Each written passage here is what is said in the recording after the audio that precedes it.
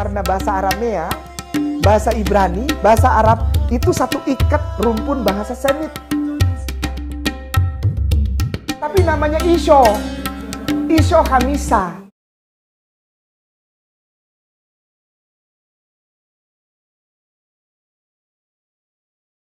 Orangnya satu. Nabi setelah Isa alaihissalam itu termaktub dalam Bible atau Alkitab.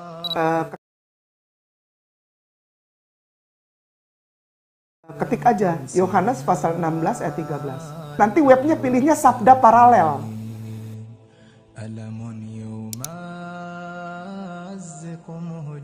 Tetapi apabila ia datang, iya,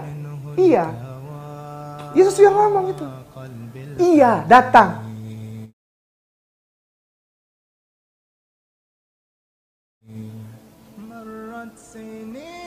Bisa siapa aja kan yang datang? No, ia datang. Tetapi apabila dia datang, ini tandanya. Di kalangan umat Nasrani, ada yang menganggap bahwa yang akan datang itu adalah Roh Kudus.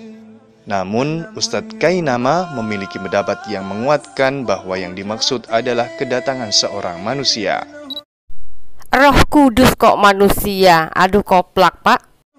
Nah, di dalam bahasa aslinya, ini banyak orang Kristen dan Katolik, salah satunya, ini tentang Roh Kudus yang akan datang itu Roh Kudus. Tidak, Bible bilang itu, tetapi apabila dia datang, yaitu Roh kebenaran, betul ya?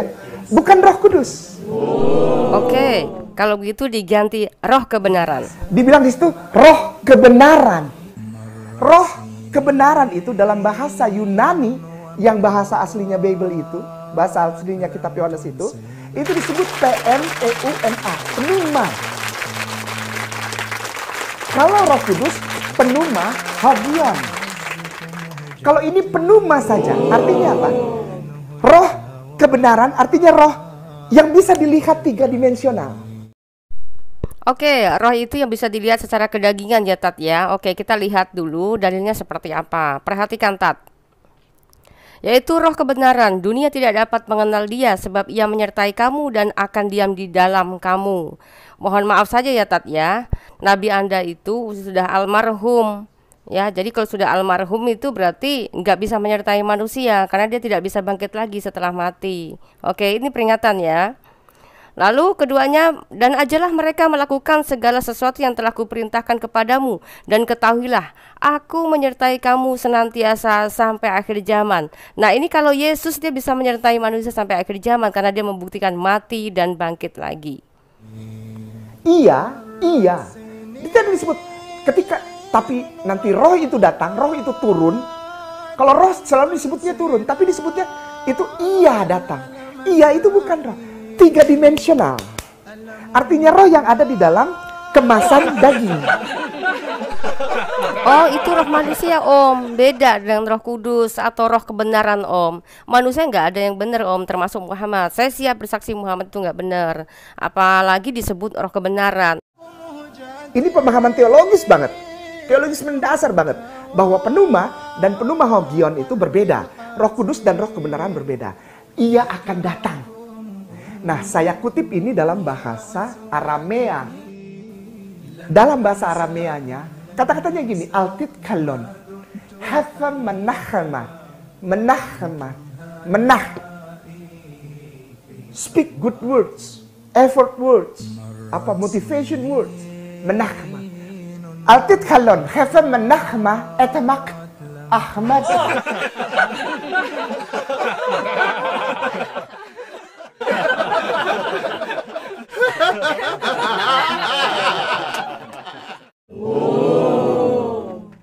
Muhammadin bi khotahasta bi Allah. Ayat ini. Ustadz Ahmad Kainama mengajak kita kembali untuk membuka Alkitab. Itu bacaannya adalah muslimun.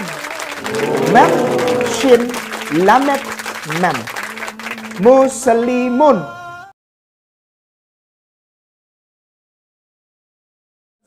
Sosok nama Muhammad juga dengan jelas disebutkan dalam Alkitab. Ia yang akan datang sebagai nabi dan utusan Allah setelah Isa bin Maryam. Oke Om, nemu kitab asli Injilnya di mana Om? Di surat apa, pasal berapa, ayat berapa tercatat ada nubuatan enggak? Bahwa tertulis secara jelas bahwa akan ada nabi setelah Yesus. Nanti bukanya yang Bible Hub. Nanti keluar kotak-kotak, ada tulisan biru. Paling atas bacanya Hiko. Ada cara membacanya itu. Jadi jangan takut, aku tidak bisa baca Hebrew, nggak apa-apa. Hiko, betul? Memetakin, kotak kedua. Vekulloh atau wekulloh tulisannya situ. Jadi Hiko memetakin, vekulloh, kotak keempatnya apa, Ustaz? Muhammadim. Lihat artinya bahasa Inggrisnya, Ustaz. Lovely, baik. Ustaz, yang huruf Muhammadim itu huruf Hebrew-nya, tekan yang lama jadi biru. Copy, salin. Keluar dari situ ke Google Translator. Nanti ada dua kotak, ya kan? Yang sebelah kiri bikin Ibrani atau Hebrew. Sebelah kanan Inggris. Sebelah kanannya ditranslate kepada bahasa Inggris. Siapa ia yang Yesus sebutkan? Dipastekan aja. Apa bahasa Inggrisnya itu? Muhammadim. Pakai U kan? Oke. Allah kabir. Bible bilang Muhammadim. Kalau di zamannya nabimu nama Muhammad jadi nama pasaran, Om. Lihat para periwayat hadis. Ada yang namanya Muhammad, ada yang namanya Ahmad. Terus yang mau dicocok-comot-copotologi itu yang mana lagi? Muhammadin itu pun kata kerja, Om, bukan nama orang. Contoh ya, kata kerja selamat ya, bukan berarti selamat Riyadi, paham ya, Om? Bukan lovely. Bagaimana bila ada yang berpendapat bahwa Muhammadim itu bukan Muhammad, tetapi arti lain yang dalam bahasa Inggris disebut lovely? Sekarang Ustadz mohon maaf, supaya fair, supaya saya dibilang nggak mengada-ada. Inggrisnya dipindahin ke kiri, Ibraninya dipindahin ke kanan. Supaya fair. Sekarang bahasa Inggrisnya sebelah kiri, bahasa Ibraninya sebelah kanan, tulisnya L besar, O-V-I-L-Y. Lovely yang tadi Ustadz baca. Apakah sama keluar hurufnya seperti itu? Kan gampang aja. Beda. Seperti kotak tidak sempurna gitu, ya kan? Kayak kursi gitu ya. Lalu seperti gini, jok gitu. Lalu ada koma. Lalu ada seperti jok lagi. Itu bacanya habaib. Hah? Ahmad jadi Muhammadim, tiba-tiba jadi habaib. Sama aja, Om, itu kata kerja, bukan nama. Lovely dalam bahasa Ibrani disebut habaib, bukan Muhammadim. Ye, mentok, bukan Muhammadin nih ya, jadi habaib ya, jadi deal ya. Bukan itu saja, dalam Bible ternyata juga disebutkan bahwa Nabi setelah Isa itu akan menerima perintah untuk membaca atau Iqra. Padahal Nabi tersebut tidak bisa membaca. Semua murid Yesus itu disuruh baca Alkitab dulu. Kalau orang buta huruf harus sekolah dulu biar bisa baca. Yesus tidak pernah memerintahkan untuk mencekik orang buta huruf dulu untuk membaca. Sadar. Ketik aja dari home lagi. Ketik Yesaya biasa spasi 29 pasal 29 ayat 12. Yesaya pasal 29 Oke, potato lagi. Yesaya 29:12. 9 ayat 12. Nanti sabda lagi, Ustaz. Kliknya sabda. Apa katanya, Ustaz? Dan apabila kitab itu diberikan kepada seorang yang tidak dapat membaca dengan mengatakan, baiklah, baca ini. Bacalah. Dari ayat 10-nya, perikopnya adalah bangsa yang buta tat. Sebab Tuhan telah membuat kamu tidur nyenyak, matamu yakni para nabi telah dipejamkannya, dan matamu yaitu para pelihat telah ditudunginya. Nabi palsu. Dan Tuhan berfirman, oleh karena bangsa ini datang mendekat dengan mulutnya. Ini di ayat 13-nya ya Tat ya. Coba ajari jemaahmu dengan jujur.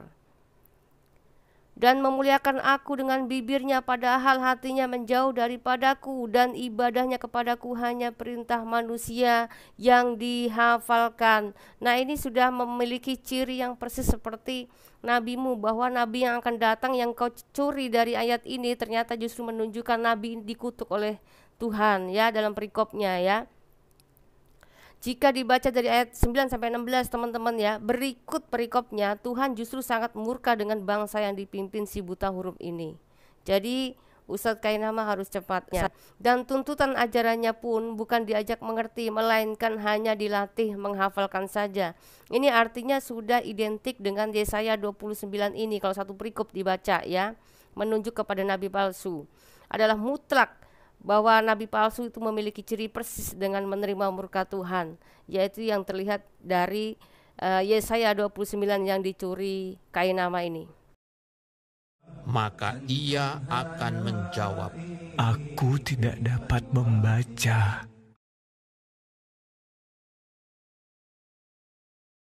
Ya, di dalam bahasa aslinya kata-kata perintah di situ, bacalah, itu li khira atau lah khira yang digabung jadi li ikhra.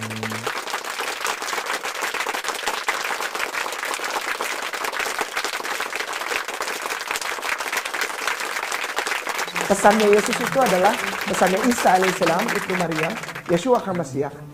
Isyo Hamisa itu adalah Markus pasal 12 ayat 29.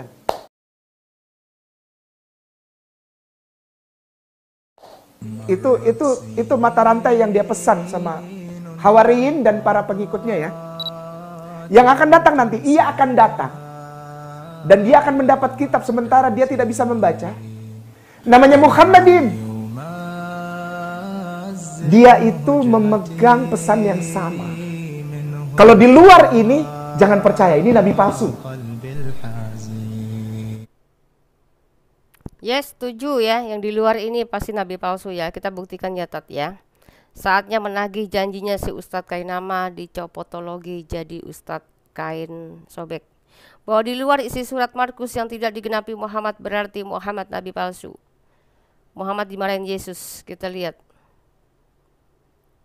Muhammad bilang di surga nanti laki-laki dapat 72 bidadari, perempuan dicemplungkan ke neraka semua. Mayoritas perempuan. Jawab Yesus, kamu sesat Muhammad, justru kamu tidak mengerti kitab suci maupun kuasa Elohim. Markus 29 ayat 24. Yesus marah ini. Kasihan sekali ya. Sebab apabila orang bangkit dari antara orang mati, tidak kawin dan tidak dikawinkan, melainkan hidup seperti malaikat di surga. Beda dengan ajarannya Muhammad ya. Selanjutnya, hukum yang terutama dan yang kedua dalam Markus 12:29-31. Ini Muhammad dikemanain ya. Kalau nggak ada berarti harus siap-siap murtad ya.